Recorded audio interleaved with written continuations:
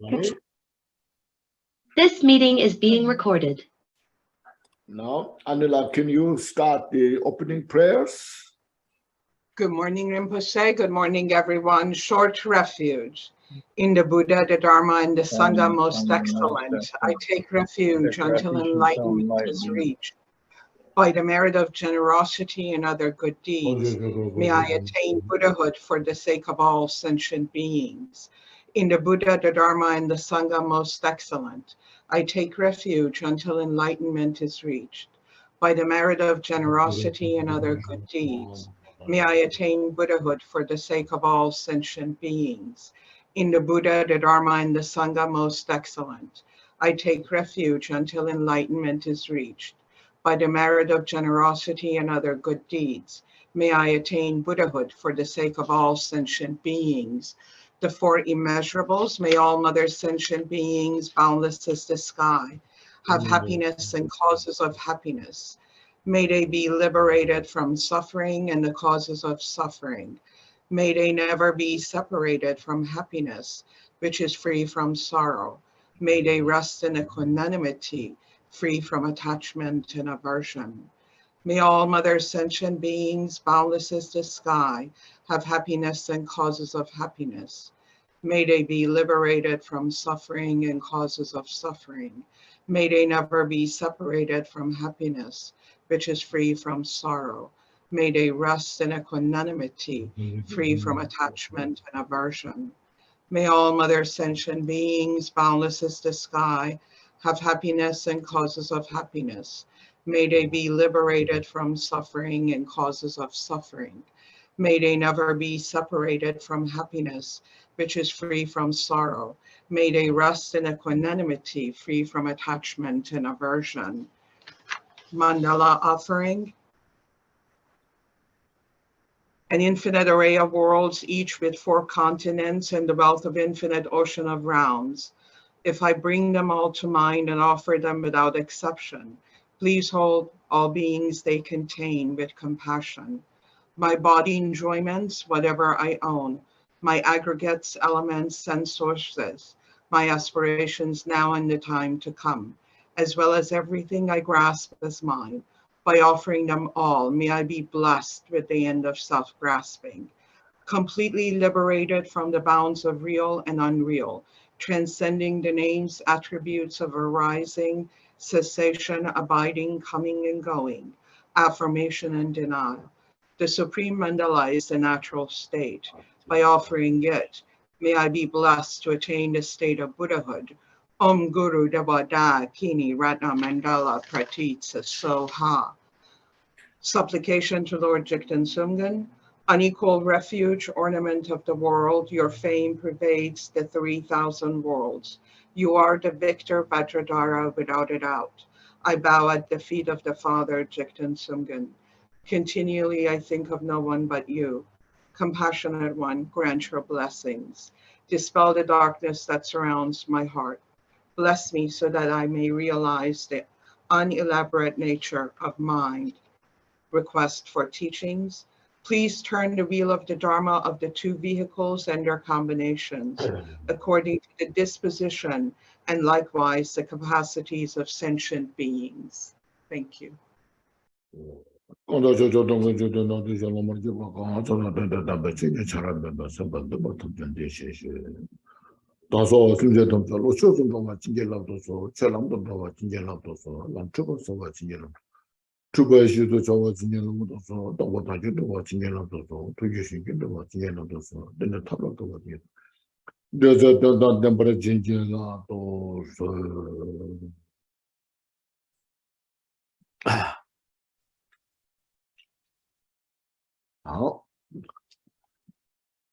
First, please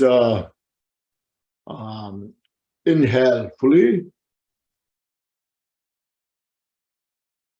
and receiving all the blessings of the Buddha into us and purifies all our obscurations. And exhale. Once more, please inhale fully with all the bodhicittas, with all the Buddhas and Bodhisattvas, and heal our mind. And exhale. And then once more, please inhale fully all the enlightened qualities, the Buddhas, Bodhisattvas, all the graspings of our mind and fixations are fully released or purified. And exhale. So now please make our body very flexible, relaxed, and the mind as like a space or pervasive. Within that, then we cultivate this mind of loving kindness, compassion, and the bodhicitta as the direct cause for peace and happiness for ourselves and for everyone within in the samsara, and as a fundamental cause for the enlightenment for everyone to attain the Buddhahood.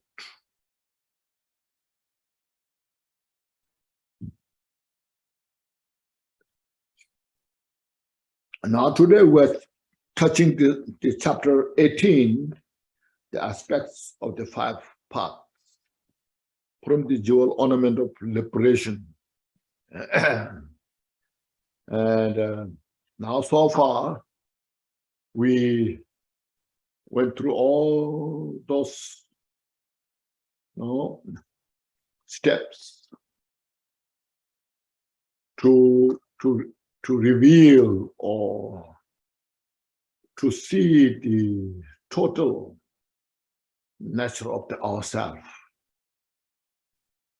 which is called the primary cause, the Buddha nature, the innate effulgence nature as it is. So as you can reflect all those, how important each and every steps. So as you see, Gampopa brought together all this complete causes and conditions that what is called interdependent, interconnected. As you know, even though we are Buddha nature, but without the precious human life as a working basis, we cannot understand. Even though we may have precious human life, but without the spiritual master as a contributory cause, we are still disconnected for the enlightenment. Even we might have met such spiritual masters, but without the instructions, all those teachings, we cannot now free from samsara. So this all, as you see, we studied, we connected, reflected. Then the cause for enlightenment, Buddhahood, is the consummate part of the bodhicitta, as we went through step by step. After getting together all those causes, conditions, then we cultivate the bodhicitta, the aspiration bodhicitta, the action bodhicitta, you see. And then look at, the training of the aspiration bodhicitta and the training of the action bodhicitta. All those explained so precisely, clearly. As I mentioned before, to look at these, all the points, training, also all mentioned step by step, how to sit, how to reflect, how to train yourself. If you have the nerve and mindfulness, everything is set here. There's nothing is missing. All are here. And so in these books, Jewel Ornament of Liberation, the complete instruction for enlightenment is all trained here. All these practices done, then especially at the chapter 17, the wisdom awareness. There you see, what is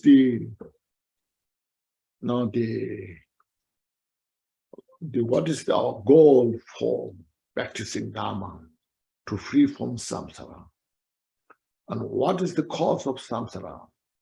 The true selves, the self of the person and self of the phenomena. So Gampopa very clearly identified what's the self of the person. We should look at it carefully, reflect on it. Look to yourself, you are in your mind. Do I have this or not? Grasping the self with these 5 aggregates, something like permanent, grasping, fixated on this. Then the self of the phenomena, seeing things as real. Definition of these, all things, this is my cup. You have very vivid, clear, grasping at your cup with the tea or coffee there, which is so fixated on there. So that through that ignorance, then there comes attachment, there comes the aversion, all the rest, mental afflictions you see there. So then Gampopa designed the teaching, how to reflect the non-existence of the person of the self, person of the phenomena, step by step, how to refute, how to take out our confusion, that we bewildered in the jungle of the samsara for a long time without ending the suffering.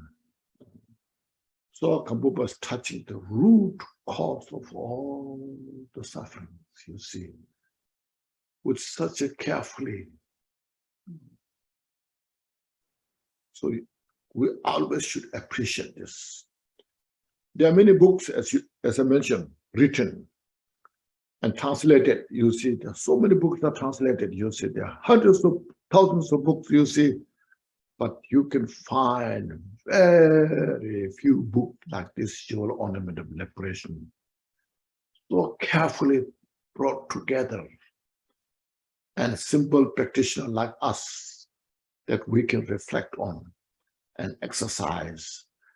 And then you can sit and then read each quotations, reflect. If you have Dharma brothers, sisters discussing, you can share this, how it means. Or if you by yourself, you just reflect on this, like the chapter of the Mahamudra there. Now, after all those confusions are fully purified, as Sarah mentioned, those grasping on the phenomena, grasping on the phenomena as something real, is like a cattle. And then that you see, even though you see it, but if you say non-existent, it's then worse than cattle. You see. So look at this, just few lines brought together, such a powerful quotations, So you see, first you are so fixated I'm mine, I'm permanent, I'm this, that. So so much. That things is kind of not there. As we perceive, it's not there. So since it's not there by nature, by as it is, until we are grasping on that, we are fixated. It's like a cattle, so stupid, like a cattle. Now, while you are seeing things, you have experience of suffering. You have experience of the happiness, joy. There is all the concern is there in the relative state. And if you say these are not exist, then what's the cattle? So that's it brings the middle part, called the Matamika state of the middle part, so that we that's why we see everything as illusory nature. It's everything like a mirage or reflections of the moon, like a bubble, like an echo.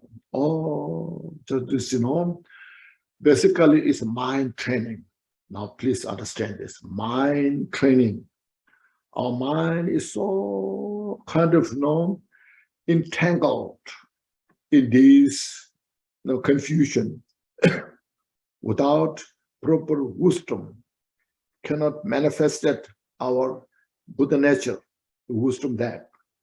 So to connect that to our Buddha nature, we need the wisdom of the Buddha, which brought through the lineage. So get this all understanding. These are just how to follow the path.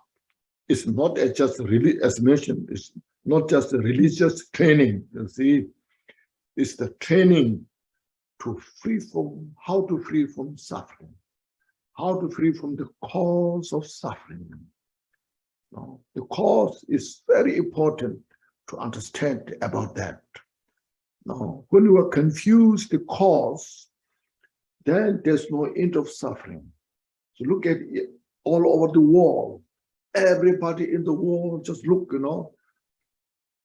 Buddhist, non-Buddhist, believer, non-believer, educated, uneducated, rich, poor, anybody you name it, anyone who's suffering, is because the cause of the suffering, the confusion. Look at this. So this is very important. We to convince ourselves as a Dharma practitioner. This is something like it's not say I like or don't like. It's not just matter of I like or don't like. It's the matter of I understood or not understood. It's a matter of how I'm practicing to eliminating, how to uprooting the cause of the suffering. So this book is such a precious thing. Now you can see more, both relative state and absolute state emptiness equally important, because without relative, there's no absolute or ultimate. So because of there's a relative state, there's absolute state. Because of there's absolute state, there's relative. So both are equally important. So when we know how to handle the relative state without mistake, then the absolute is there. So that very nature of the relative state itself is nothing but the absolute nature. Now, having said all these things, now we just read. I will read the aspects of the 5 parts. Okay. By first cultivating the mind of supreme enlightenment. Supreme enlightenment means bodhicitta. See? And then persistently training. So then we train, first cultivate the bodhicitta. Then in the aspiration bodhicitta, they are put together into the 5 topics, training. We train that. Once we are fully convinced in the aspiration bodhicitta, then we take the Bodhisattva's vow, which is called the action bodhicitta.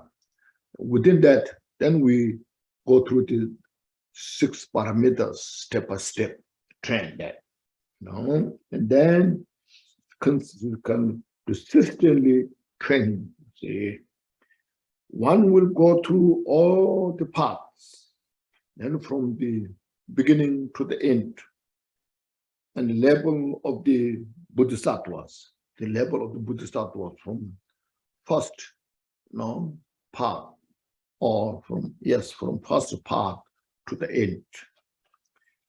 Explanation of the path follows. First, the summary. The path of accumulation, the path of application, the path of insight, sometimes we call special insight, the path of meditation practice, and the path of complete perfection, that's the Buddhahood.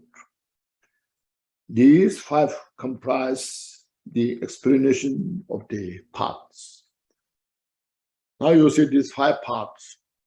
There's so many books written. Like if you know the book Abhisamaya Alankara, thick book, it's all about this. There's so much, the 5 paths and the 10 bhumis on this. But here, in a few pages, brought together all the essence, if you see what we need. Now the first Gampopa bring it together, just nutshell. The 5 paths, according to the lamp for the path to enlightenment. The Adishas, Adishas writing the book. First, the paths establish a foundation through study and practice of the Dharma of lower and middle capacity person. As you see, reflecting on the impermanence, everything's changing. Nothing exists permanently. So there's nothing to attach to it. There's nothing to grasp it. Even life is wonderful, but that doesn't stay all the time that way. Even the life is so miserable, that often doesn't stay that way. So it's all keep changing. Reflect on the impermanence. Not just intellectual understanding, but you feel in the experience, yes, this is impermanent. I can see it. I feel it. So through that kind of experiential wisdom, then you are not attached to this life. You just working for the Dharma study practice for the next life, other life. That's called lower capacity of person. So that our mind follows into the Dharma. Then after that, still we may be attached to the samsara, samsaric life, like say the God realm, in the human life.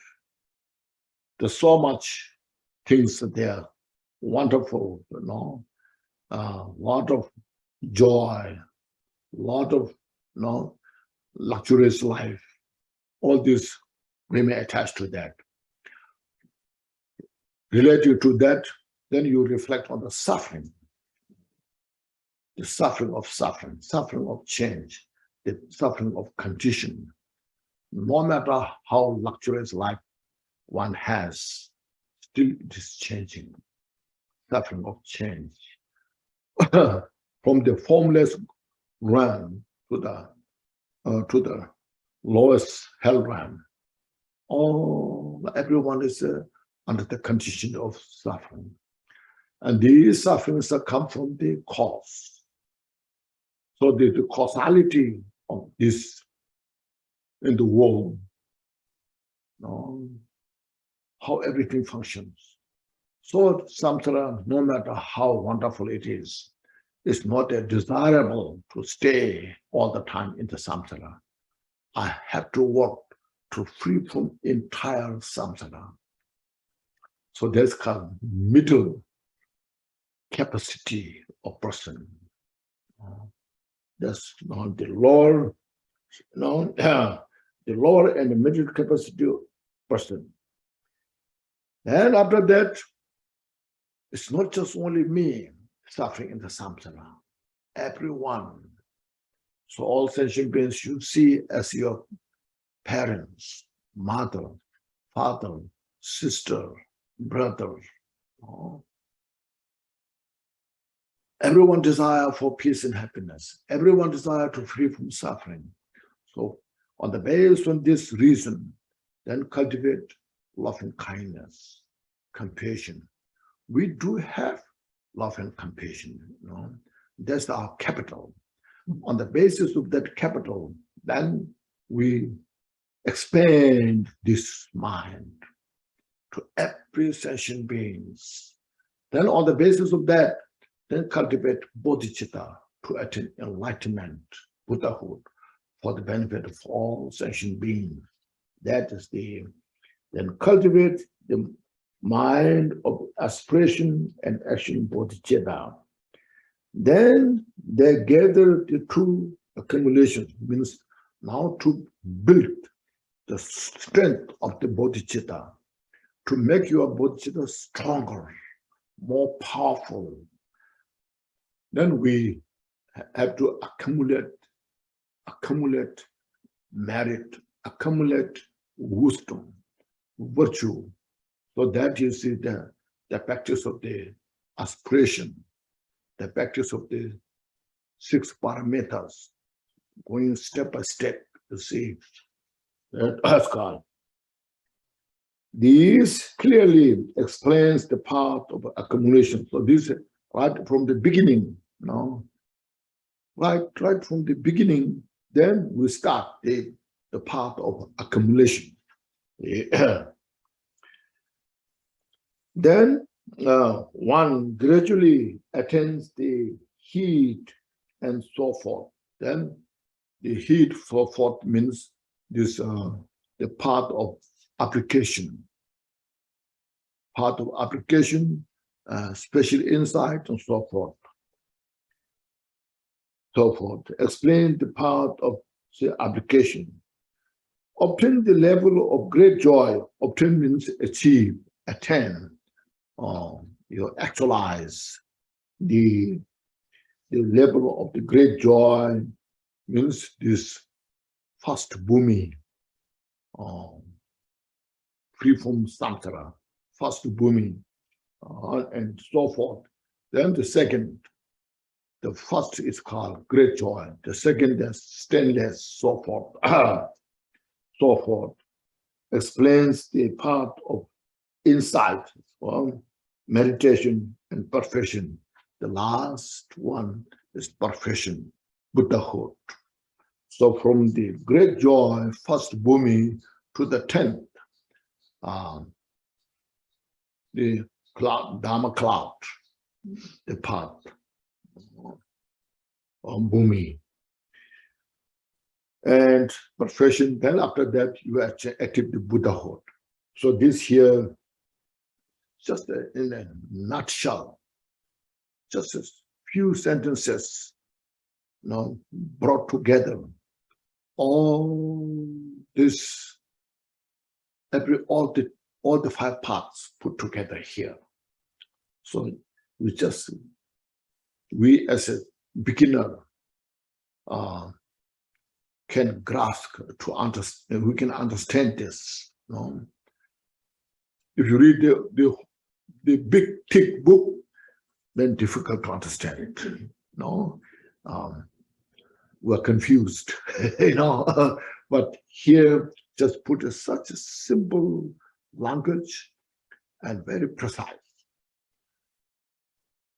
Now, after putting together as an introduction to these 5 parts, now Gampopa is touching to the step by step, the whole 5 parts. 1, the part of accumulation. Now here, one who has the mind of family, cultivate bodhicitta, receive teachings from masters, and making effort in the virtues until the heat of wisdom is attained. So now is how it starts and up to what the path of accumulation goes. See. So as I mentioned, who has the interest of the bodhicitta, the Mayan family, one who has that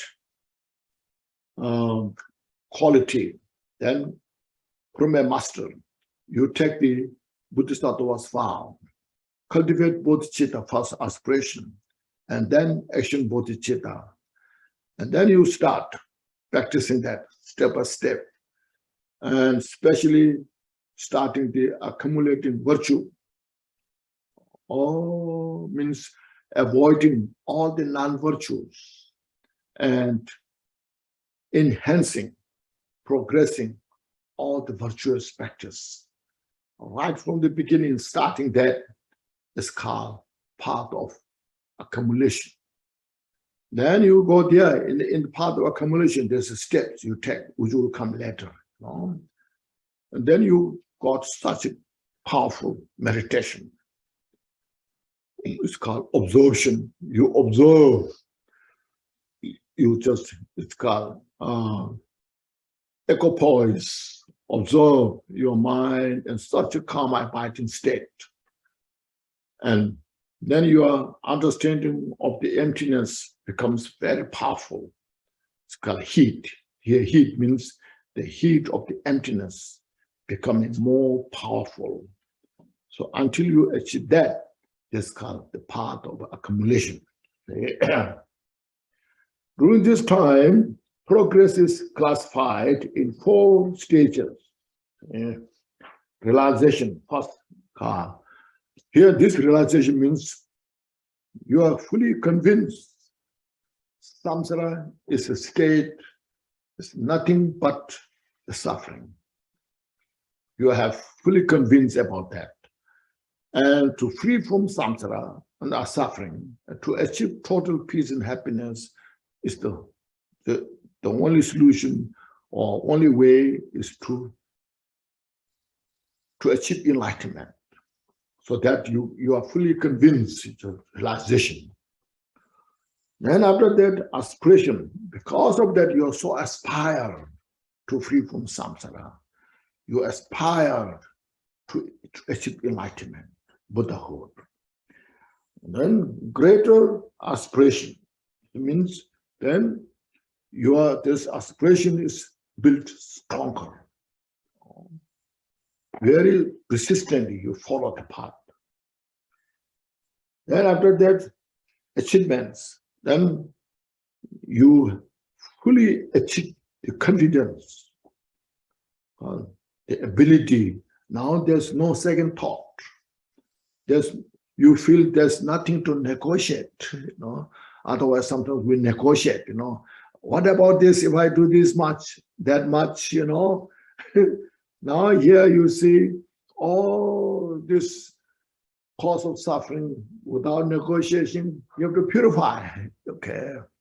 And all the cause for the peace and happiness without negotiation, you have to follow. It's the achievement. Okay. Why is this called the path of accumulation? Because on it, one gathers the accumulation of virtue in order to become a vessel for the realization of heat and so forth, you see. When we are well prepared in this part of accumulation, bringing all the virtues and avoiding all the non-virtues, it becomes such a great opportunity of establishing, then to follow the next part, the heat and so forth. The heat and so forth, there are 4 steps in the part of accumulation. and then special insight, so forth. Therefore, it is called the path of accumulation, you see. Basically, path of accumulation. So you start the true accumulation of the merit and wisdom start from here. That's called part of accumulation. So in this part of accumulation, the two, one is specific, one general. Specific is this here. The first part is called part of accumulation, because all our accumulation of the wisdom, merit, we start from there. That's called part of accumulation. In general, all parts are part of accumulation, because every part, the part of meditation, the part of perfection, all this, we have to purify all the obscurations and gather all the great qualities. Now, next, these are also called root virtues, which are similar to liberation. So these all the virtues that we're gathering is now from their start towards the enlightenment.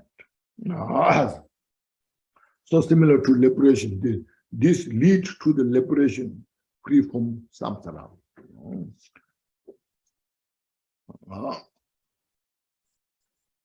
All this called, yes, it's called. It's a virtue which becomes the cause for the liberation. At this stage, the 12 of the branches of enlightenment are practiced. The 12 means there are now, or total there are 37 branches of enlightenment. So at the part of accumulation, there are 12 branches from these 37. The four types of mindfulness, the 4 types of perfect abandonment, and the 4 feet of miracle powers.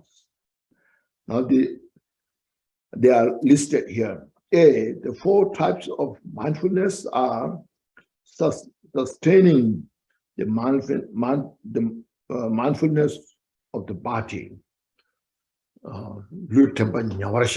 sustain or meditate on that, as we have done a little bit here and there during the Samatha section is known, mindfulness of the body. In the samsara, you say, we are so attached to our body, so much, how we look, how it is, there's so much, and we suffer so much from this. Now here, it doesn't mean don't care your body, but look, the reality of the body is impermanent. It's transitory nature. It's composed of many causes to condition. There's no self for the body. So look at this. It's called the mindfulness of the body. As other dimension, from the Bodhisattva Avatara mentioned, so first look at your body from the skin. Look at the skin. And then what is underneath the skin? Just the flesh. And all these, molecules, all these atoms, flesh, the blood, all these things. Underneath the flesh is the bone. Inside the bone's marrow. It's all just meditate. There's nothing to attach. Look at the skeleton. That's our body. So we have to use this body for the Dharma practice. We cannot achieve anything by attaching to this body. No. So this is called mindfulness of the body. Then sustain the mindfulness of feeling, no, relation to this body. Then we're feeling good, feeling bad, feeling joy, feeling suffering, neutral feeling like this. All the changing all the time. One moment you feel good, next moment you feel different. Keep changing. We are smiling, crying, according to our feeling, Look at these things.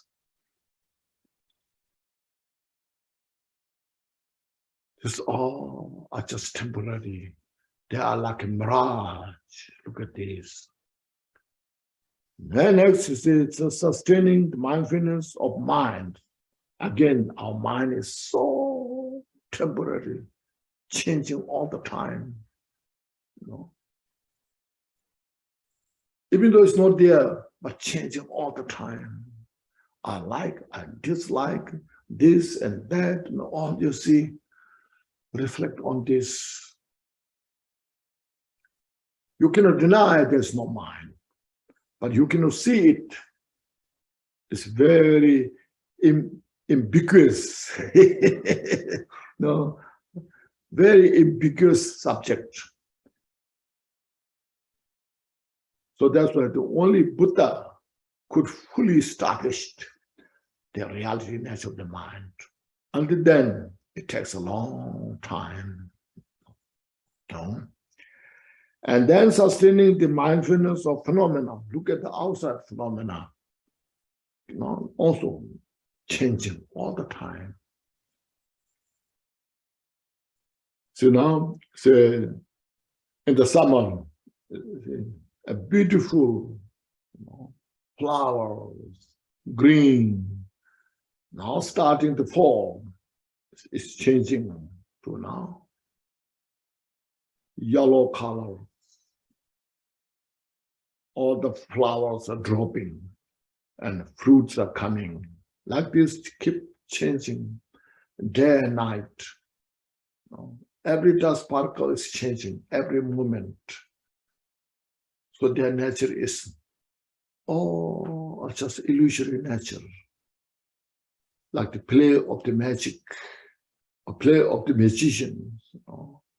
Look at this. So these four mindfulness are first very important to start our Dharma practice. Then second, most important, to develop our meditation practice. And the last, most important, to perfect our practice. So the mindfulness, we start our practice with the mindfulness. So it means mind training. Basically, mindfulness means mind training. See, we train the mind step by step. Train the mind means, you see, our confused mind. Look at the confusion, what we have. Take that away. Now this confusion, what I have, I need to purify. So this is called mind training. So all these teachings are mind training. See, once we convince ourselves, then we have to train our mind. You see, there's no more to no more to train anymore. I mean, no more to, I should say, exercise, or no more to investigate so much. Buddha said during the Four Noble Teachings, first Buddha introduced, first Buddha said, this is the truth of suffering, truth of the causation of suffering, truth of cessation, truth of the path to cessation. Then Buddha said, you should know the suffering, you should avoid the cause of suffering, so forth. And then Buddha said, once you know the suffering, There's no more to know. See, there's no more to know. Means there's no more to investigate, you see. Once you purify the cause of suffering, there's nothing to purify. See. So this first, you see, we start with this first, very important. Then after this is these four occurs during the lesser stage of the path of accumulation. Here is a occur instead of maybe these four practice, maybe change that into practice. These four practice during the lesser stage of the path of accumulation. The individual must practice this for accumulation. Occur means like it will just happen, you know. Without practice, it won't happen, you know. You have to practice, follow, and then we get it, you see. Once we have this mindfulness well, then the next, you see, be the four types of perfection abandonment are the abandoning non-virtues which have been created. Now you understand. See, at the karma section, please reflect on that karma section. It's very important. In the classification of the karma section, division, non-meritorious karma, meritorious karma, and not movable or unmoving stage of the karma. See, first look at the non-meritorious karma, means 10 non-virtues. Very important, look at this. Karma from the gross or strong negative karma to the very small karma. From the body, speech, and mind. Look at this all carefully. And then we avoid those, you see, for our benefit, for our interest. Look at this and avoid. Now, our Dhamma practice means not just only chanting mantra, not just only visualizing, but look at the mind, look at the speech, look at the body. Avoid all the non-virtues that we have been creating. Then next, not following non-virtues to be produced. Then after avoiding this, not repeating, see, that's very important. That's most important. Not to repeat any non-virtues. Because of our habit, in the mind you see like attachment, aversion, pride, jealousy, this will come. Because we are so used to that. We are so habituated because of our habit, propensity. So through the mindfulness, then we have to kind of stop, cease to manifest this habit. That's called practice. So it's the first important, now to avoid them. Second important is not to repeat them now. See. Then the third, producing the antidote, the virtue which have not arisen. Then in that karma section, meritorious karma, the virtue, look at there, all the virtues of the mind and speech, body, whatever is described there, we have to start now gathering those virtues, the virtuous action. Reflect on this. So that way our mind can be more workable, our mind become more flexible. See? Then the fourth, allowing those virtues which have been risen to increase. Where we are now engaged in the virtuous practice, now we build the strength, follow up, step by step. So this way, all the non-virtuous thoughts, actions, reduced, purified, and make it non-existent.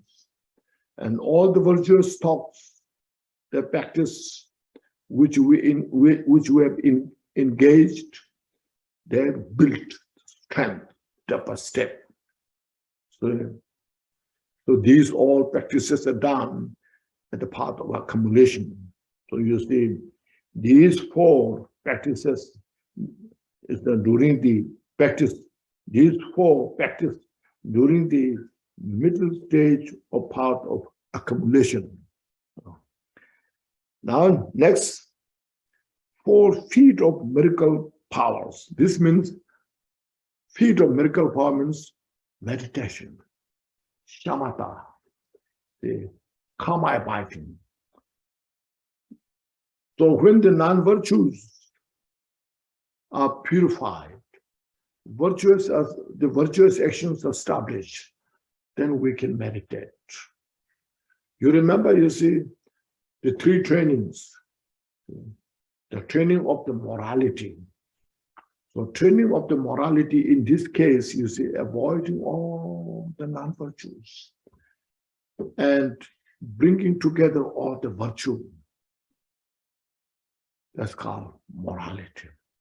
Once morality is fully established, then you see meditation can come very easily. So that's why I say the 4 feet of miracle powers are the absorption of strong aspiration, you see. First, you should have a very strong aspiration and must have the samadhi, meditative concentration, relax,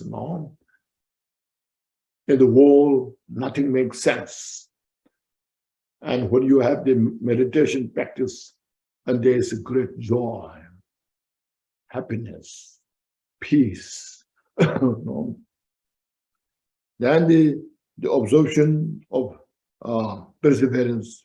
Then you have to persevere or go forward, establish the strength of the mind. The absorption of the mind. Then first this all preparation. Then the mind itself meditate in the samadhi, becomes powerful. So then next is the obsession of the investigation, means that your mind becomes so precise, clear. Now you can see in that meditative state, right and wrong, and the observation, the equipoise of the mind becomes so powerful. So these happens, So these 4 practice during the greater stage of the path of accumulation. So see, Gampopa put together all this so carefully designed,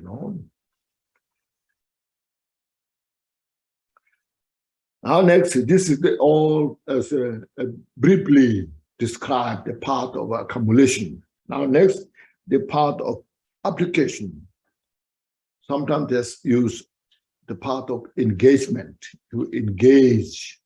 Jorlam in Tibet is called Jorlam. First it's called Solam, then Jorlam. Jor is engage, apply, joining. So that's the path of application. The path of application begins after perfection of the path of accumulation. See, after this, you practice well, you have such a powerful meditation, your teacher introduce you, everything is impermanent, everything is illusory nature, meditate, practice, and you are so inspired of the realization of the emptiness, seeing everything's illusory nature. So then you are accumulating all the virtues and purifying all the non-virtues, so forth, this way, Then the part of application begins, with the perfection of the path of accumulation. It has 4 stages. The path of the application has 4 stages, corresponding to the realization of the 4 noble truths. In the 4 noble truths, the suffering of samsara, the cause of suffering, the cessation of suffering, the path to the cessation of suffering. You see it very precisely, clearly. And then on this, your meditation is very stabilized. Then that's called the heat. They're called the heat means when you make fire, they start with the heat, So that when you meditate on the everything as illusory nature, then you get a glimpse of understanding of the emptiness. That's called heat. And maximum, that heat becomes so strong. The second is called maximum heat. Then patience. Then we as a beginner, we have not experienced emptiness before. We talked about, but not really experienced. But then when you really experiencing, nothing exists. Yes, I see this. And there comes little kind of like fear. No. Oh, because we are constantly grasping this and that, good and bad, all these things. Now, when you're experiencing emptiness, there comes first fear. That time you need a patience. Oh, this is my reality naturally is now manifesting. This is as it is. So you have the patience with it. Even though it's not directly realized, but you get sometimes a glimpse of this. Their patience. And then realization of the highest holy Dharma. Then means in the samsara, there's no more to achieve than this. You achieved very, very close to totally to realize everything is emptiness. Okay. So these are 4 stages in the path of application. Why is it called? It's called the path of application because there one makes an effort to directly realize truth. See, you apply, you engage now directly to cross the samsara, to see the truth, total truth of reality nature, the non-existence of the samsara. We have to realize the non-existence of the samsara for the nirvana. So this is how you go step by step. You see.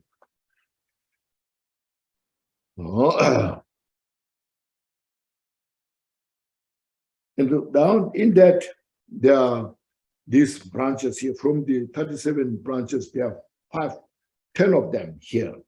Or here, furthermore, the 5 powers, 5 powers, 5 ability, this. Furthermore, during the stage of the heat and maximum heat, 5 powers are practiced or experienced, you see. The power of faith. So now, you have such great ability faith towards the enlightenment, faith to realize emptiness. That's called faith. Power of, and also it's called power. Our mental afflictions now subside or reduce, you see, through this experience of the power. Your experience of the understanding of the emptiness is so strong that your mental afflictions are now less power. That's called power. No? So the power of faith, the power of perseverance, then the power of perseverance is stronger, forbearance. There's great joy in this practice, you see. So you want to go forward. The power of mindfulness, the mindfulness always there, you know. And the power of observation, your meditative state is now strong, clear. And the power of wisdom awareness is also very precise. Now you can see it real precisely.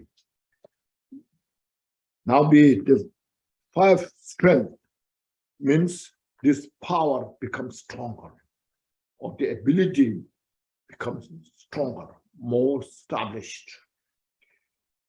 During the stage of patience and the highest holy Dharma, five strengths are practiced. These five strengths are now there. We practice the practitioner. The strength of the faith is the same name, but it's stronger, more workable, more kind of powerful in the action. So it's called the strength of faith, the strength of perseverance, the strength of mindfulness, the strength of observation, and the strength of wisdom awareness. So these two parts are the part of the samsara. They are towards enlightenment, Buddhahood, preparing, but still not yet cross the samsara.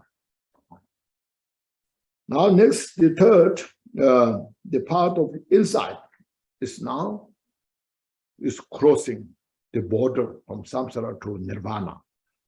The path of insight begins after the highest holy Dharma and consists of the karma abiding as a basis for special insight. See, this I have repeated quite a few times, you know. In the also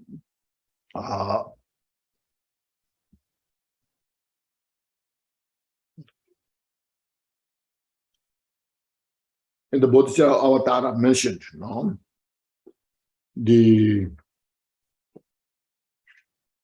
this two, karma abiding, shamatha, and special insight, these two, you know, have to come together.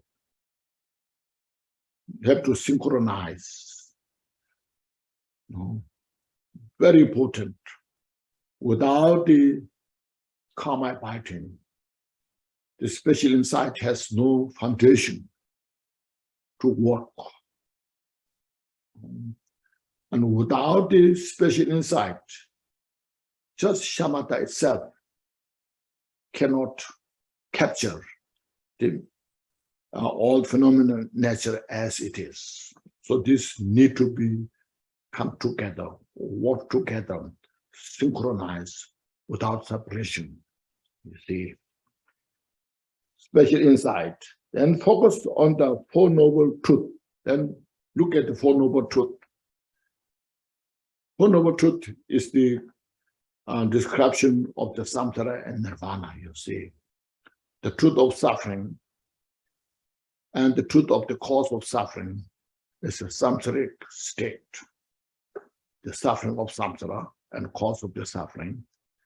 And the truth of cessation is in nirvana. When you see the cessation to cease to exist, the existence of the samsara, and path to the cessation. So this is the nirvana. So therefore, this call, they focus on the Four Noble Truths. Four Noble, the four insights corresponding to each of the Four Noble Truths, making a total of 16. 8, patient acceptance, and 8, awareness. Now this, maybe first I'll read this. The patient acceptance of the Dharma, which leads to an awareness of suffering, an actual awareness of suffering, continuous patience leading to the discriminating awareness, which characterizes the realization of the truth of the suffering, continuous discriminating awareness, subsequent to realization of the truth of the suffering, and so forth. This practitioner now go through this, as we have in the part of accumulation, the heat, maximum heat, and patience. Like that here now, when you go through this during the part of the special insight, it's called within that state of the first experience of the realization of the Four Noble Truths, you see total selflessness, total empty. That moment, they need such great patience. That's what it's called as a patience. To choose the awareness of the patience. Once you pass through that, then this is within the equipoise state, nyamsha.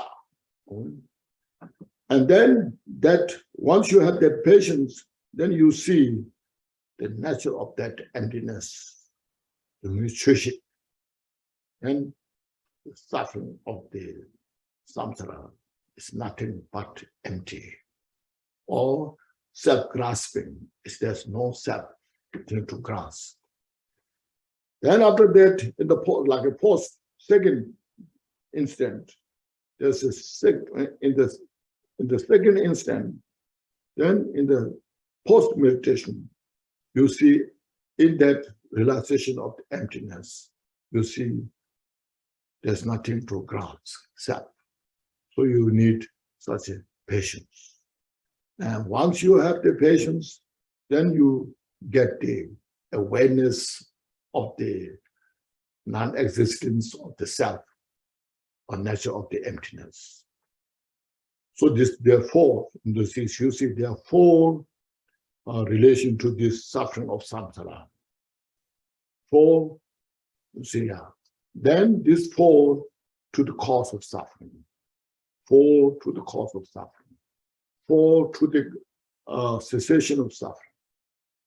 And four to the path to the cessation of suffering. So that's why how this becomes 16. But these are you just get a glimpse. Many of you may be a little confused about this, but don't worry about it. Most important is your practice. Once you understood the practice, then you get meaning slowly. So this is the part of special insight. Why it is called the part of insight? Because there one realizes the Four Noble Truths which were not seen before, you see. Before, we just see suffering as real suffering. We see the cause of suffering is called, no? We don't see the cause so much. We don't understand so much about the cause of suffering. We just keep doing it, If we understood, we may not engage cause of the suffering. But since we don't know about the cause of suffering, we keep accumulating cause of suffering. And this suffering comes without choice, you see. But now here, you have such precise wisdom. You see the cause of suffering. At the same time, you see the non-existent nature of that. So that's the beauty of the wisdom. See?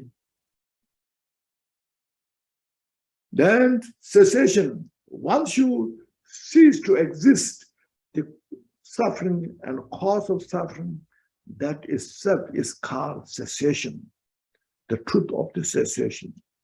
And to achieve that, then we have to follow these practices, you see. So that's the scar, because there one realized the Four Noble Truths which were not seen before. During our samsaric life, we don't see that. No? Even you study, practice Dharma, very few people see this, you know. All this stage, at this stage, there are 7 of the branches of enlightenment. That's from the 37.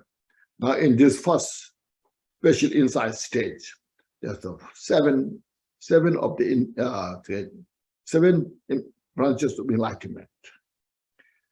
The first, the perfect mindfulness branch. Now, this is little strange here. No numbers are bad.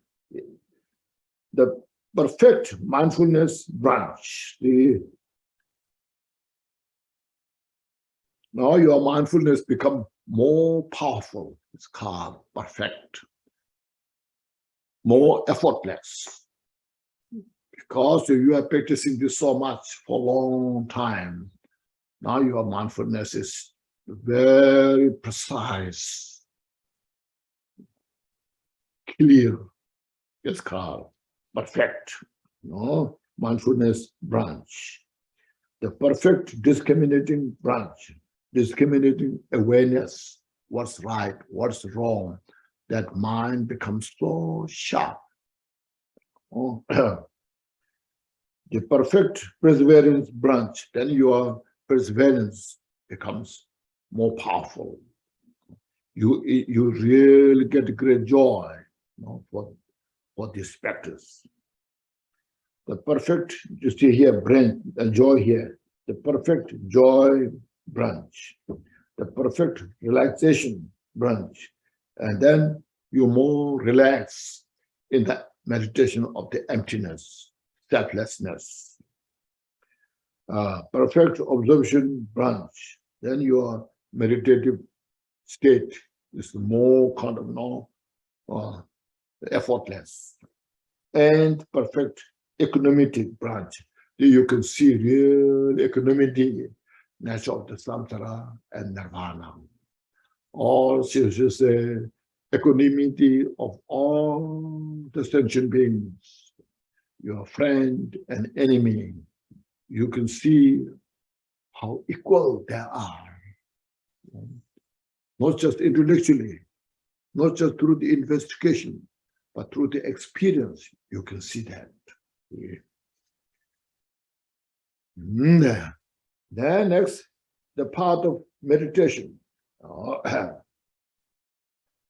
4th. The path of meditation practice begins after the realization of special insight. Now, this is there are two meditation paths. This what it's saying is beyond the samsara, beyond the samsaric meditation path. Okay. Because a little you may confuse when there's coming. No, there's the 2 paths. The path of worldly meditation practice. So the path of the worldly meditation practice, it doesn't require special insight. Buddhists, non-Buddhists, anybody can can have that. Then they be the part of meditation practice beyond the world. So first, the A, worldly meditation practice consists of the first means samadhi. Now, this samadhi, the formless wall. So this here say first is a form wall. In the form wall, there are 4 divisions, samadhi. So it says the first, consider the first, second, third, and fourth, the meditative stage. This is in the form wall. And the formless, see here, stage of increasing the name of these 4 stages. First is called increasing the infinite nature of space. Second is called increasing the infinity of the consciousness. Third is called increasing the nothing whatsoever. And the fourth is called increasing neither perception nor non-perception. So these are 4 in the formless world. There are 3 purposes to practice this meditation, even though it is within the samsara, not beyond samsara, but there are 3 purposes, 3 benefits by practicing this.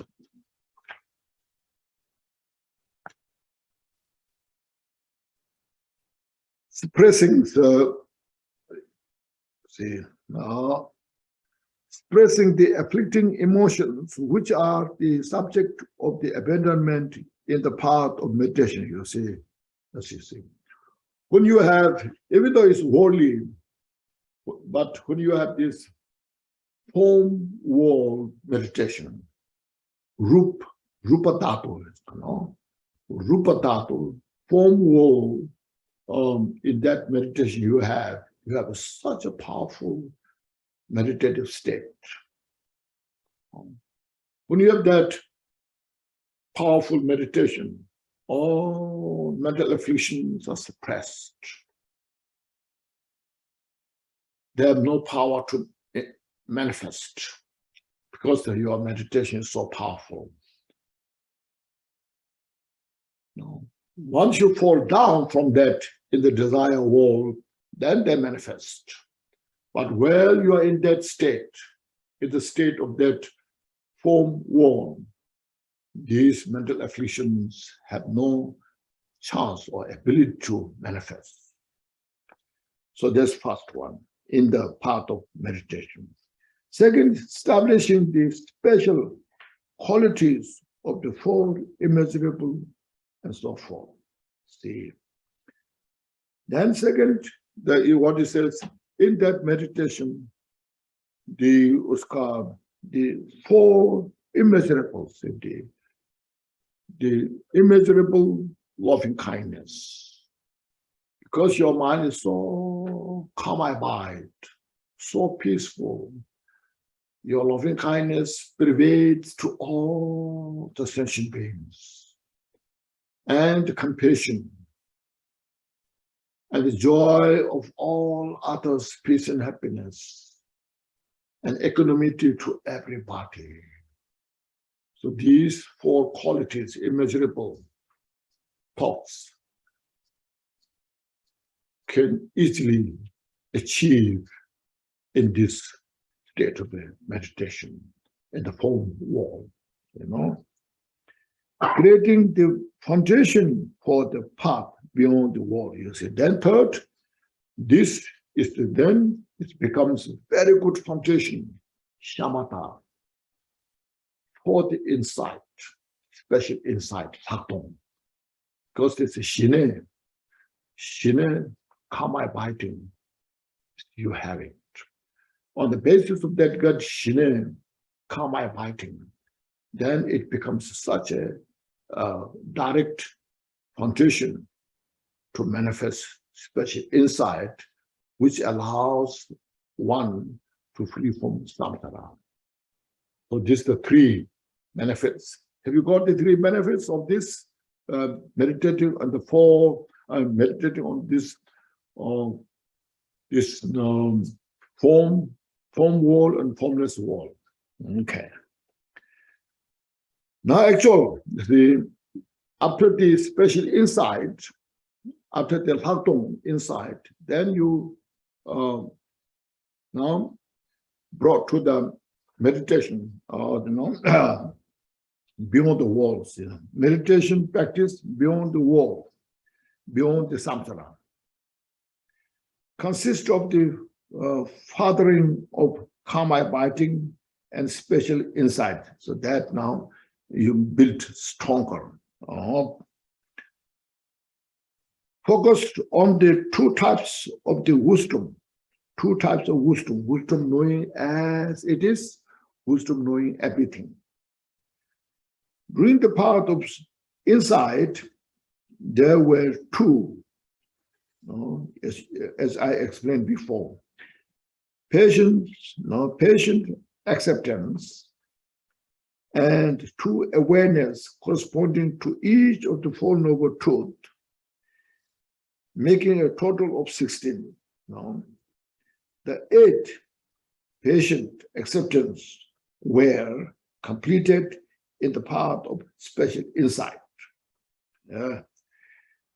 One becomes familiarized with that 8 awareness. Now 8 awareness in the path of meditation through the karma biting and special insight relate to the 4 meditative concentration and the 3 of the formless observation.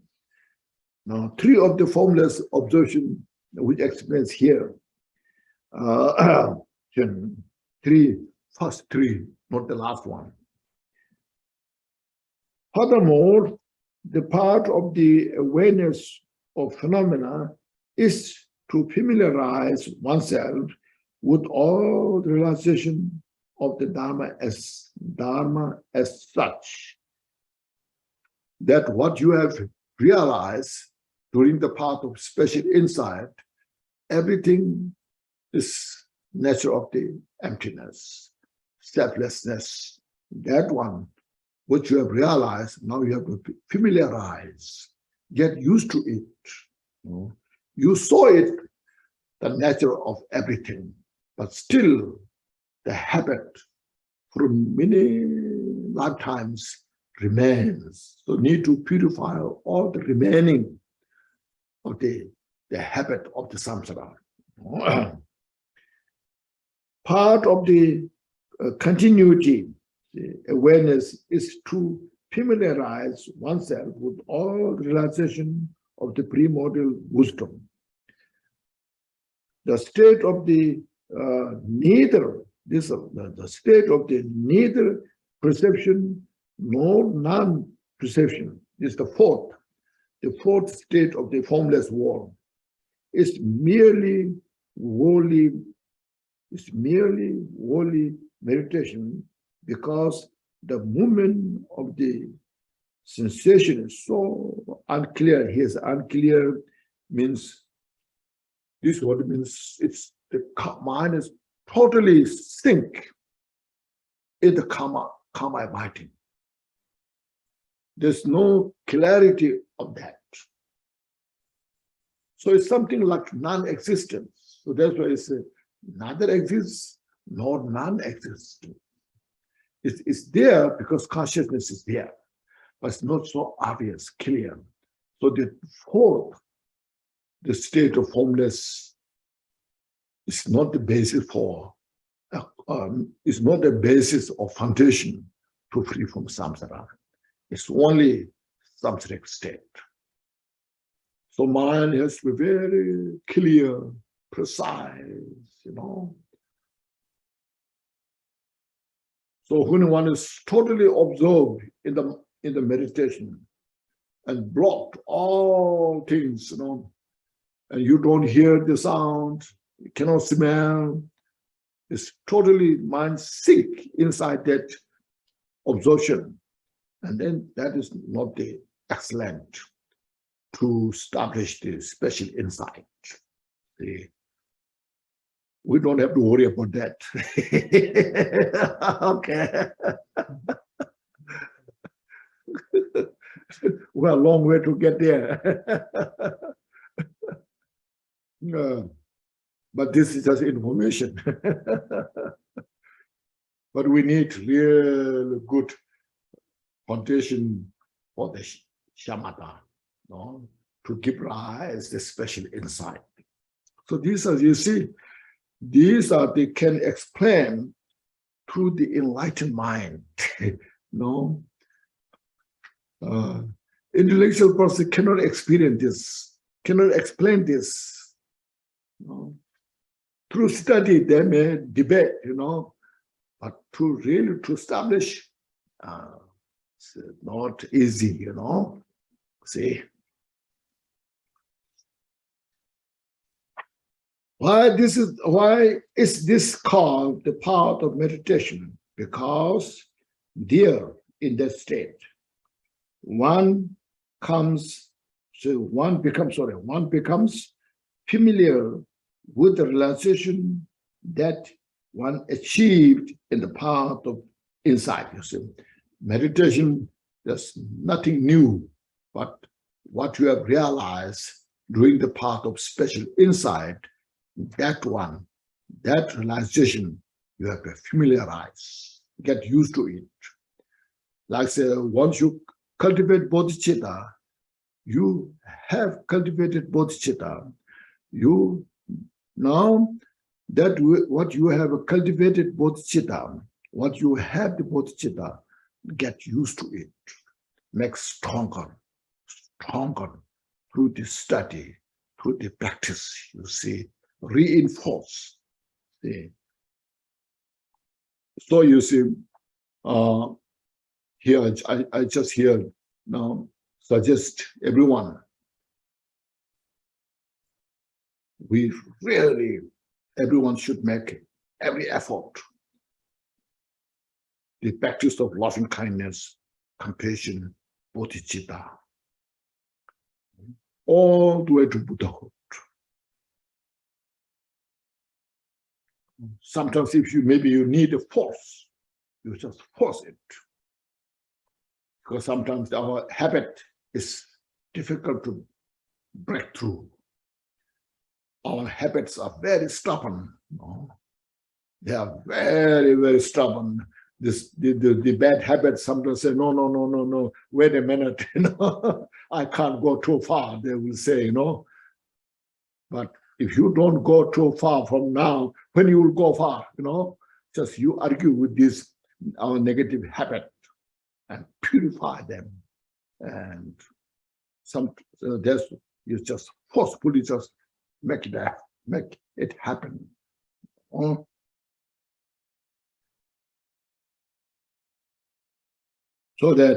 So part of meditation means you familiarizing the path, that what you have seen during the path of special insight. That's called path of meditation. At this stage, there are 8 of the 37 branches of the enlightenment. This is the last from the 37 branches. This we all know. Eightfold Path. There are so many names on this. The perfect view means realization of the emptiness, or realization of the selflessness. Perfect view. Perfect conception is that what you have realized within the emptiness, your mind is in that state. Perfect speech, your speech is according to that dharma. Perfect livelihood, your livelihood not harming anybody. Perfect effort, you're just making effort within the wisdom, compassion, bodhicitta. The perfect mindfulness. Now you have mindfulness become essential, very powerful. effortless type of mindfulness and perfect observation, then your samadhi is so powerful. That samadhi powerful is because it's supported by the special insight. The special insight and karma abiding are inseparable. It's the direct cause to uproot all the delusions, whatever is left over.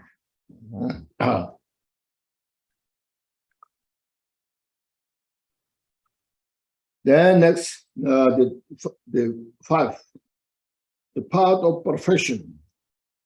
After the Vajra-like observation, see, Vajra-like observation, Dorjitavu Tingisis, Dorjitavu like Tingisis, the Vajra means indestructible. That samadhi is indestructible. That means none of our ordinary thoughts can disturb that meditation.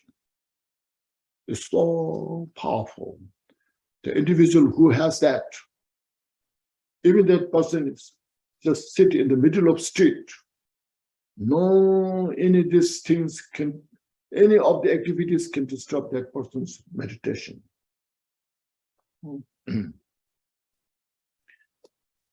So one actualizes the nature of the awareness.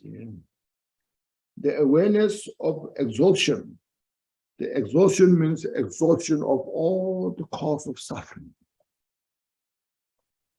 And awareness of the unborn means once all the cause of suffering is exhausted, then the suffering has no cause, no basis to manifest.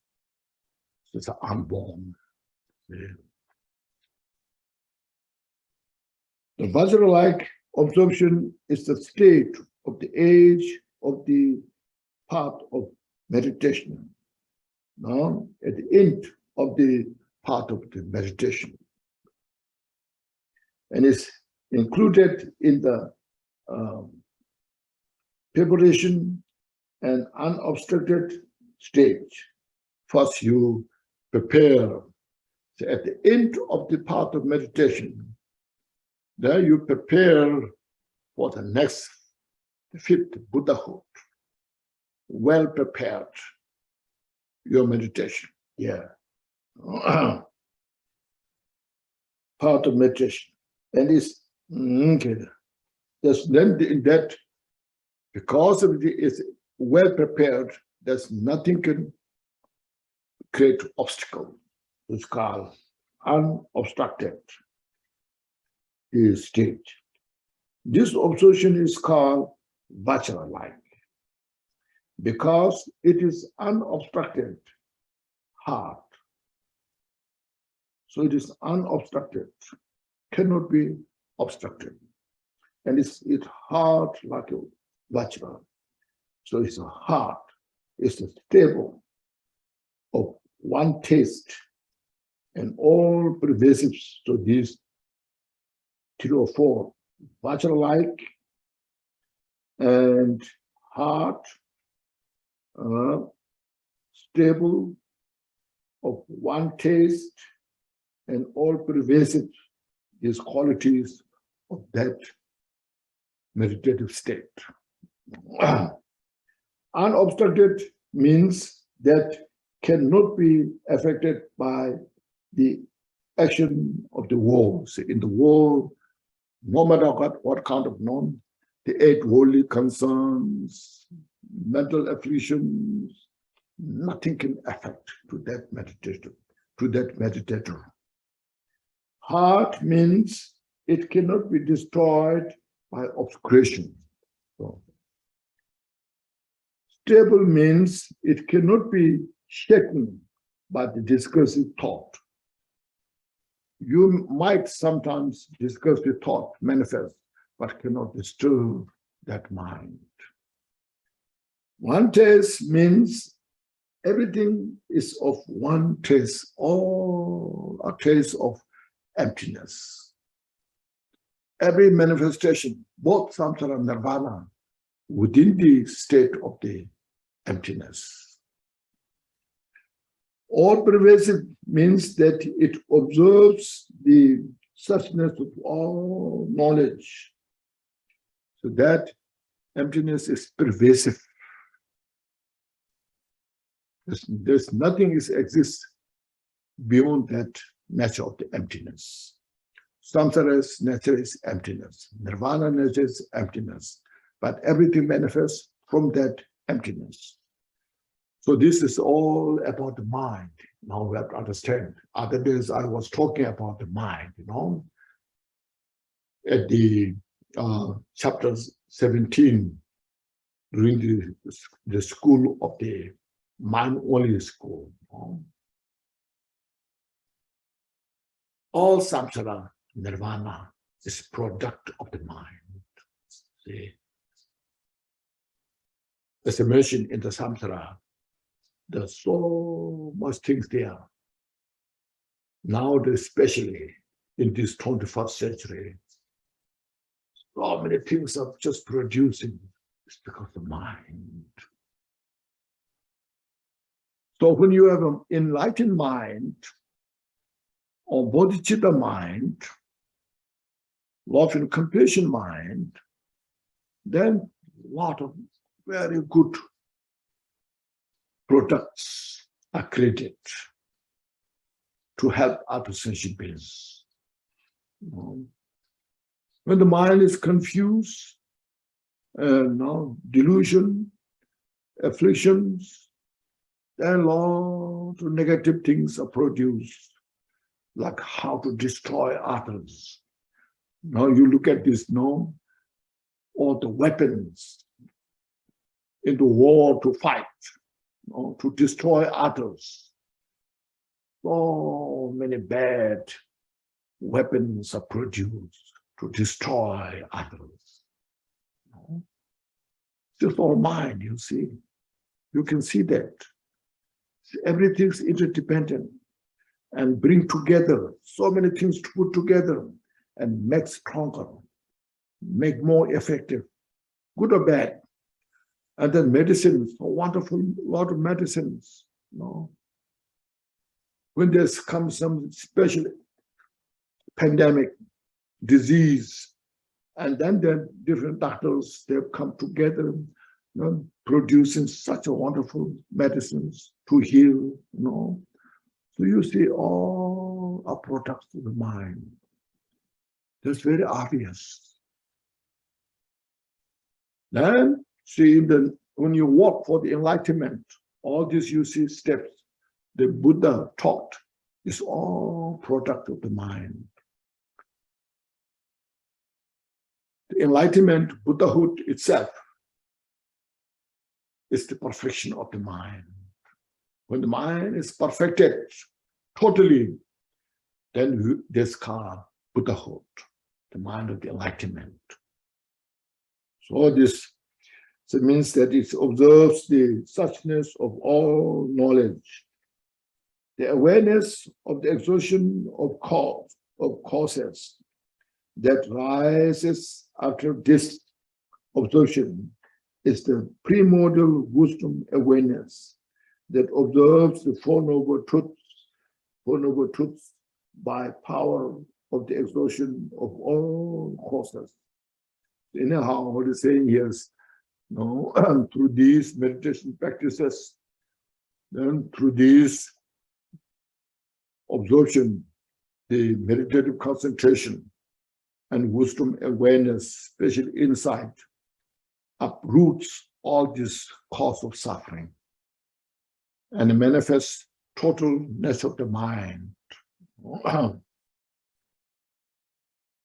The awareness of the unborn is the primordial wisdom that observes the Four Noble Truth by the power of the abandoning the result suffering, so abandoning all the cause.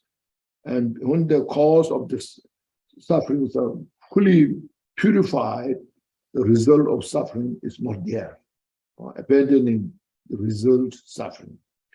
In other words, this premortal wisdom clearly observes the exhaustion of the cause. So when you have this kind of powerful meditation, synchronized by this observation and special insight, then you can observe or can see precisely how the cause of suffering is exhausted.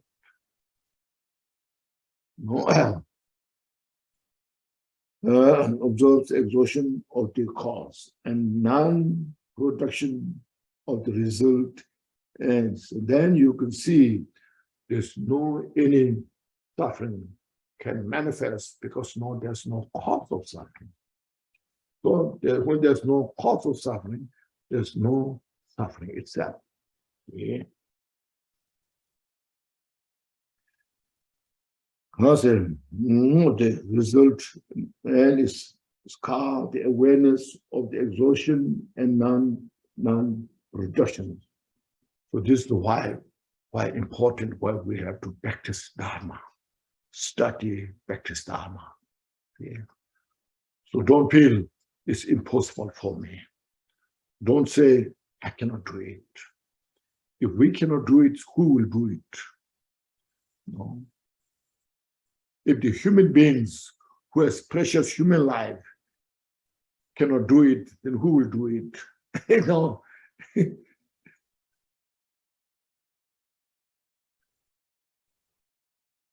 And this the path of perfection. Why is this called the path of perfection? Because the training is perfected. See, and one enters the city of nirvana. This is why it's called the path of perfection. See, the training, the 6 parameters, you see. Look at the 6 parameter training, the practice of generosity, moral ethics, then patience, perseverance, samadhi, wisdom, awareness. This all training that we went through. All their practices are totally perfected. And one achieved in total nirvana. This is the nirvana is not partial nirvana, called non-abiding nirvana, neither samsara nor nirvana. Means it's not in the samsara, beyond the samsara. Not nirvana, just resting, it's not that. It's nirvana, which is ready to help sentient beings. So that's what's called the path of perfection. At this stage, there are 10 attainment of no more training. Okay. So starting with the perfect view of no more training through the perfect observation of no more training. Now this, there are 8. The 8 of there, you please look at this, the 8-fold path. The branches of the enlightenment. You look at this, there are 8, the perfect view, perfect conception, perfect speech, perfect action, perfect livelihood, perfect effort, perfect mindfulness, and perfect absorption. So these their practices are more now perfect. That's why it's called no more training. Now there's no more to go through it because you are perfected. So this becomes the 8. Okay. Then after that, the perfect absorption of no more training. And then the ninth one's the full liberation of no more training. ninth, and the 10th one is called the perfect primordial, see, wisdom of no more 10. So this makes the called the 10. Okay. Wow. There are 10 attainment, which is called no more training. Okay. These 10 attainment of no more training are included in the 5 unafflicted skandhas. Now you see, you have heard of afflicted skandha. Now here's an unafflicted skandha, unafflicted or undefiled skandha. So these 10 no more training, these 10 no more trainings are included into the 5 unafflicted or undefiled skandha. Now please observe this carefully. Okay. First is the perfect speech here in the eightfold path. Please look at the speech, perfect speech. You see the perfect speech of no more training and perfect action. There you have here, perfect action, no more training, and the perfect livelihood, no more training, are in the heap of moral ethics.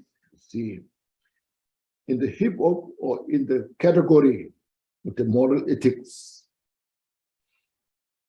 Yeah.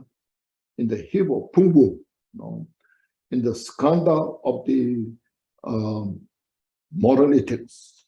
So these perfect speech, 1, perfect action, 2, perfect livelihood, 3, these are the within the heap of or in the skandha of the moral ethics. Next, perfect mindfulness. Mindfulness you have.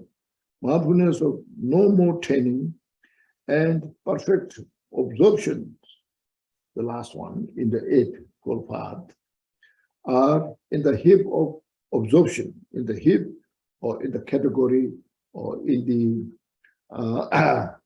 skandha of the absorption. Yeah. Then the perfect view of the first one, the perfect view of no more training, perfect conception, the second one, and perfect effort are in the heap of wisdom awareness, in the skandha of the wisdom awareness. So these 3, now you see 3 trainings: the training of the morality, the training of the meditative concentration, the training of the wisdom awareness. So you see, the 3 trainings. Then after that, other 2, you see, perfect full liberation is the heap of the full liberation, the 4th one. Then full liberation, you are fully liberated from samsara. You're fully liberated to the enlightenment.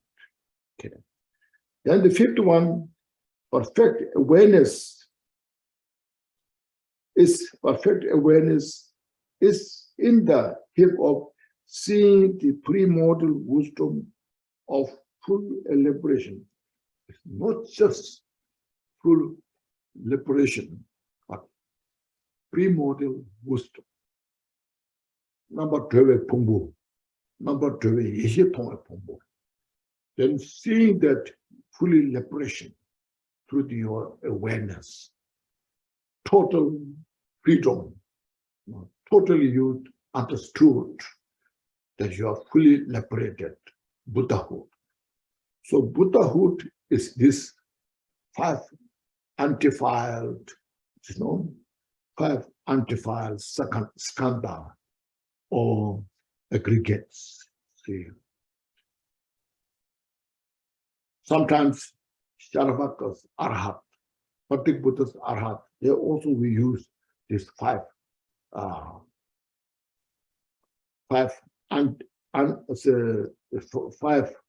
undefiled, five unafflicted skandha, or the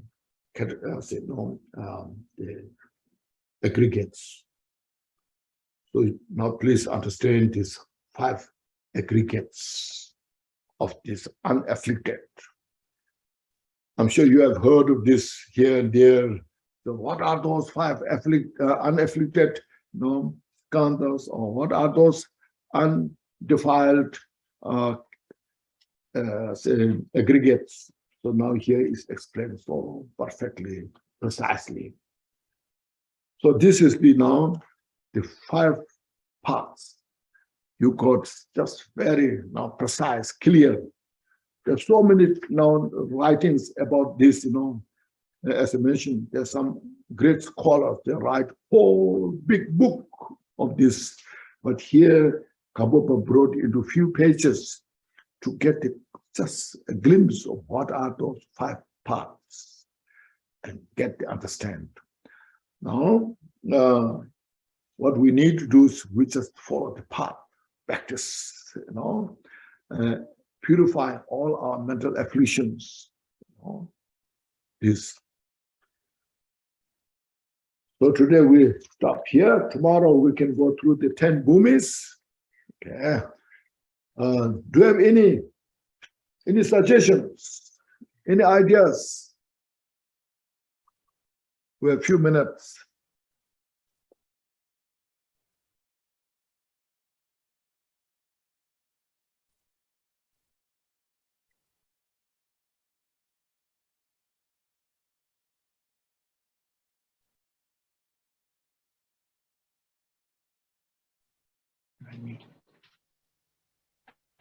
Kenshin? Yes, speaking. It's certainly is it wonderful how it all comes together, and it's Yes. just a matter of practice and more heat. Yes, yes. It's just beautiful. Thank you so much. I have a question for you. I was reading your book when you were Kempo called Prayer Flags. And I came across something so curious. I wanted to ask you, in the chapter on transforming the experience of death,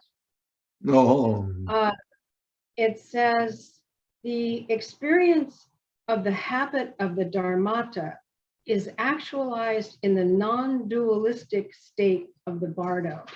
Mm-hmm. Does this mean that as soon as you enter the bardo, there is no longer dualism? And that is your experience, yes. In that, during the process of the death, one individual who go through that depends on your practice. Yes.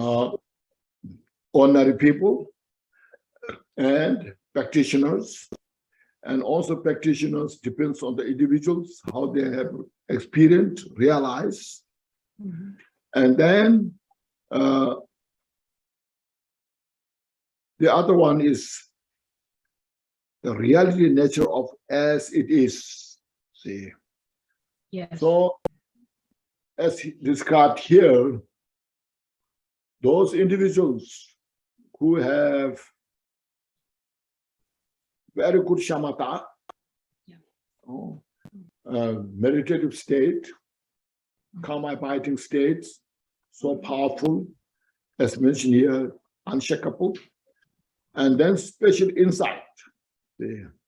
When you have a special insight, so when these two are combined, and that individual who's going through the death process, and all because the mind is undisturbed, so all the process you can see it, but no distraction. then as you mentioned in the book that then you see the non-dualistic nature of as it is. No, not something created by your imagination. Rather, you go through it and you just experience it, and then you just maintain that state. So that's dharmata. Okay. Okay. Now we individuals who have not, who don't have those quality of meditation, they go through that, but then cannot capture, you see, because meditation is unstabilized. Mhm. Mhm. And ordinary people, when they go through it, have no idea. Like we are going to sleep, just blank, that's it.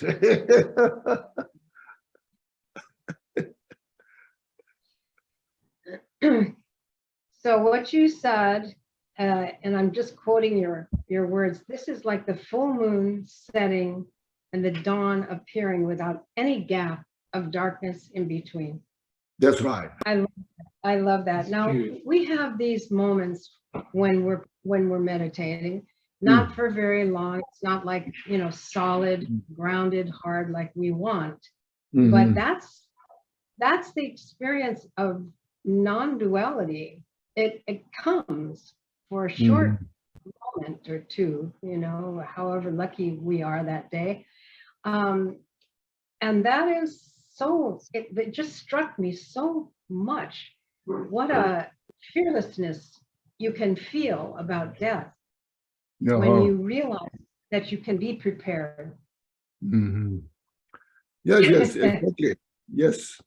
Those who interested, study, read, and do meditation, when you do often meditation, and then you understood what this means, and you get those glimpse, yes. They come and then they disappear. Yes. Yes. Yes. Yes. So not to disappear, then we have to stabilize. Yes, stabilize. That's what we're working on. Yes. Thank you so much, Kenshin. Thank you. Sure. Yeah, I'm so happy. Yes.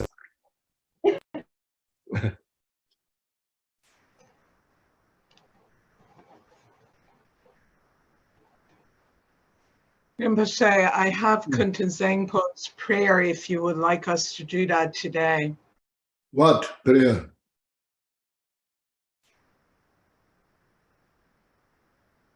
Kunten Zangpo, Samantabhadra.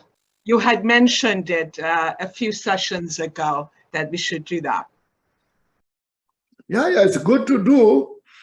But sometimes we have so high expectation. Just simply we think, do it and it's enough, It's good for reminding, yes, but it's not enough.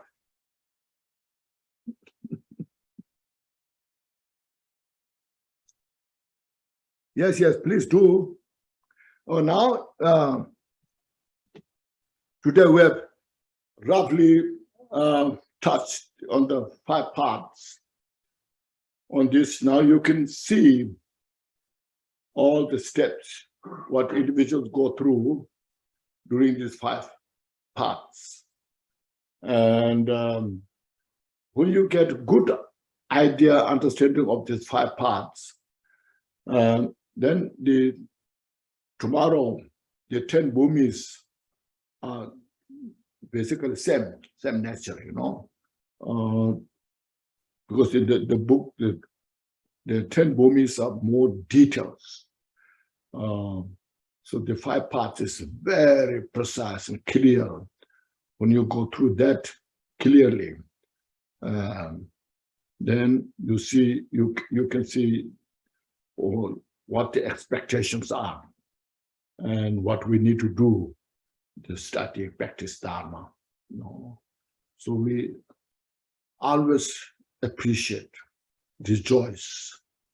We have the precious human life, and we have this kind of such a wonderful book written by enlightened master, according to Buddha's teaching, not something out of Buddha's teaching, but within in the Buddha's teaching, and how it's organized so well for us as a beginner, that we can understand. See, so we always appreciate, rejoice, and develop such a strong devotion to Buddha, of course, then Gampopa.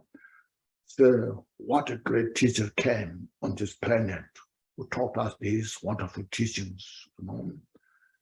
So we expand our bodhicitta to all the sentient beings. This is first very important, Then once we could expand our bodhicitta in our everyday life, and then we will get all the opportunity, this life, next life, and to help for ourselves, to help other sentient beings. So with these great motivations, and then please, Anila, whatever you want to chant, go ahead. Well, first, long life prayer for you, Rinpoche. Medium-sized today. I supplicate the longevity deities, Buddha Amitayu, holder of the long life treasure, Ushinisha Vijaya, maintainer of long life, primordial wisdom, White Tara, wish-granting wheel of long life bestowal. Please pour your streams of longevity elixir. You have the view of realization of Nagarjuna and Maitripa, the meditation experience of Tilopa, Naropa, Marpa, and Lord Mila, the conduct of correct acceptance and rejection of Gampopa, Phagmodrupa, Keopa, Jikten, Sungan. May you, holder of this treasury of view, meditation, and conduct, live long. Your body is like Nontu Donde, endowed with listening wisdom. Your speech is like Changa Dragjun, endowed with contemplation intelligence. Your mind is Drikung Lingpa, endowed with meditation samadhi. May you, master of listening, contemplating, meditating, live long. Your renowned learning destroys the confidence of falsehood speakers. Your fragrant discipline cuts down arrogance. Your cool shade of excellence is skillfully encourages all living beings. May you, great master of learning, discipline, and excellence, live long. You maintain the validity of Gongchik teachings, tradition. Your lion's roar defeats all debate challenges. Your compositions expand the tenet system of Kagyu lineage. May you, great master of teachings, debating and composing, live long. Kenshin, Lord of speech, so that you may raise aloft for the benefit of the world on the summit of Mount Meru, a three-jewel scripture and realization, victory banner will never fall. May your Vajra health and lotus feet be ever steadfast. By the blessings of the three jewels and ocean of conquerors, the power and the might of oath-bound Dharma protectors, and in the infallible basic character of interdependence, may all these aspirations be fulfilled swiftly without hindrance. Kunten Zangpo? Yeah, go ahead. It's your wish. What I can say. Everything is appearance and existence. Samsara and nirvana has a single ground, yet two paths and two fruitions, and magically displays as awareness or unawareness. Through Kunten Zangpo's prayer, may all beings become Buddhas, completely perfected in the abode of the Dharmadhatu. The ground of all is uncompounded, and the self-arising great expanse beyond expression has neither the name samsara nor nirvana. Realizing just this, you are a Buddha. Not realizing this, you are a being wandering in samsara. I pray that all beings of the three realms may realize the true meaning of the inexpressible ground.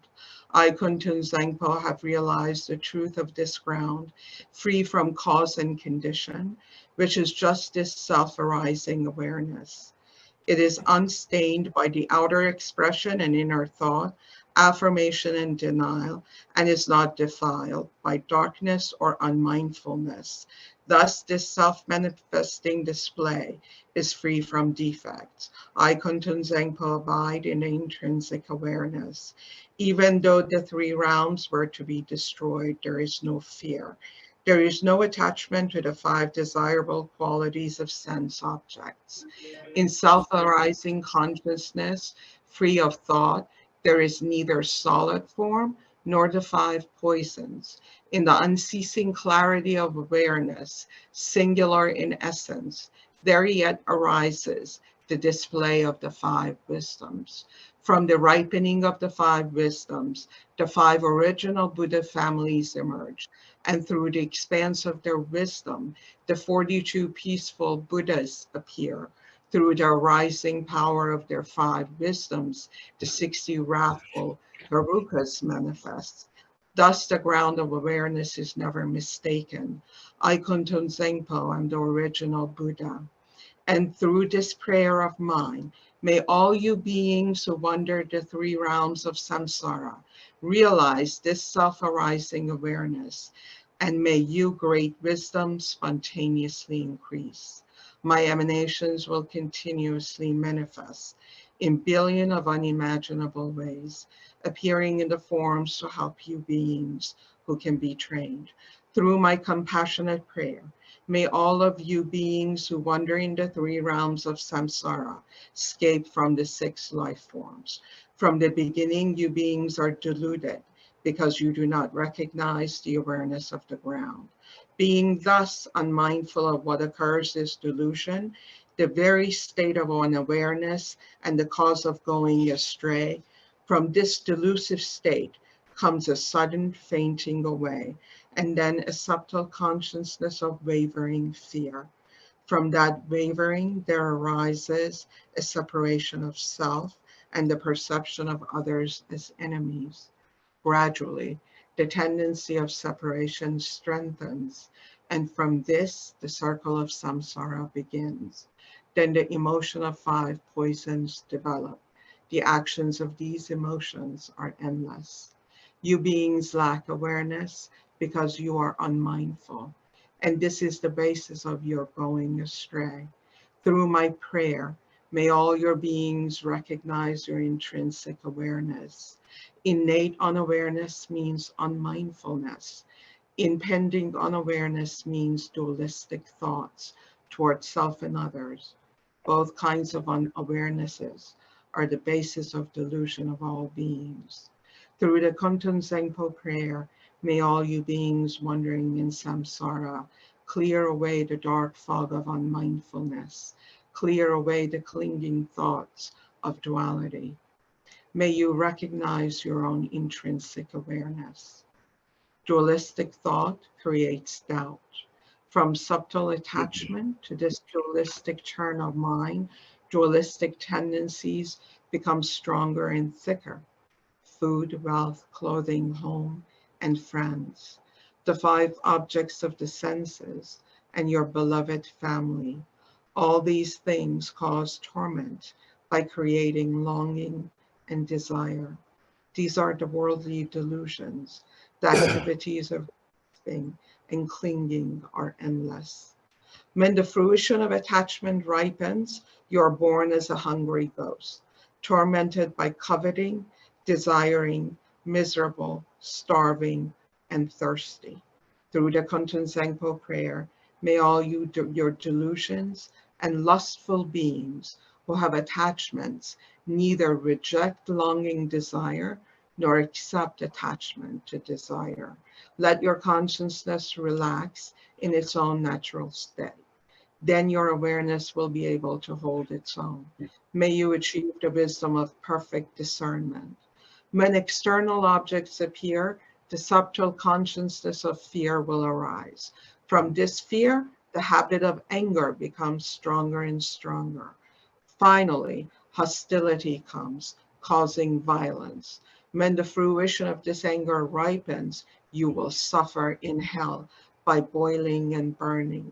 Through Kunten Zangpo's prayer, may you beings of the 6 realms with strong anger neither reject nor accept it. Instead, relax in the natural state and achieve the wisdom of clarity. When your mind becomes full of pride, there will arise thoughts of competition and humiliation. As pride becomes stronger and stronger, you will experience the suffering, quarrel, and abuse. When the fruition of this karma ripens, you will be born in the God realms and experience the suffering of change and falling to the lower rebirths. Through Kunten Zangpo prayer, may you beings who develop pride, let your consciousness relax in the natural state. Then your awareness will abide in its own. May you achieve the wisdom of equanimity. By increasing the habit of duality, by praising yourself and denigrating others, your competitive mind will lead you to jealousy and fighting. And you will be born in the jealous God realms, where there is much killing and injury. From the result of that killing, you will fall into the hell realms. Through the Kunten Zangpo prayer, when jealousy and competitive thoughts arise, do not grasp at them as enemies. Just relax in ease. Then consciousness can hold its own. May you achieve the wisdom of unobstructed action. By being distracted, careless, and unmindful, you beings will become dull, foggy, and forgetful. By being unconscious and lazy, you will increase your ignorance, and fruition of this ignorance will be to wander helplessly in the animal realm. Through the Kunten Zangpo's prayer, may you beings who have fallen into the dark pit of ignorance shine the light of mindfulness and thereby achieve wisdom freed from thought. All you beings of the 3 realms are actually identical to the Buddhas, ground of all, but your misunderstanding of that ground causes you to go astray, so you act without aim. The 6 karmic actions are delusions. I am the primordial Buddha here to train the 6 kinds of beings through all my manifestations. Through Kunten Zangpo's prayer, may all you beings without exception attain enlightenment in the state of Dharmadhatu. Aho, hereafter, whenever a powerful yogin, with his or her awareness, radiant and free from delusion, recites this very powerful prayer, then all you who hear it will achieve enlightenment. During a solar and lunar eclipse, during an earthquake, or where the earth rumbles, at the solstice or the new year, you should visualize Kunten Zangpo. And if you pray loudly, so all can hear, the beings of the 3 realms will gradually be liberated from suffering. Through the prayer of the yogin, you will finally achieve enlightenment. Thank you.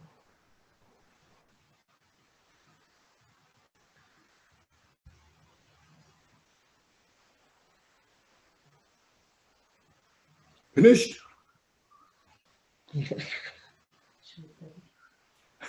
Yes, Okay. it's a long one, but a good. Thank you, everybody. See you tomorrow. Thank you. Thank you so much. Yes. Thank you, Gampopa. Thank you, Kenshin. Yeah, please take it easy. Mañana, Kenshin. Kenshin. Thank you And so then, much. as I mentioned, just keep the bodhicitta in your heart and just say, Bye-bye. all mother sentient beings have all the happiness, free from suffering, and attain complete enlightenment. Just keep that thought in your heart and the mind. And during your meditation and during your traveling, during your cooking, all the time. Okay, thank you, everyone, so much. Thank you. Bye-bye. Muchas gracias, Kenchen. Muchas Mañana. gracias. Yes. Hasta Kenchen, mañana. Hasta mañana. Hasta Yes. mañana. Muito obrigada, Kenton Rinpoche. Muito obrigada.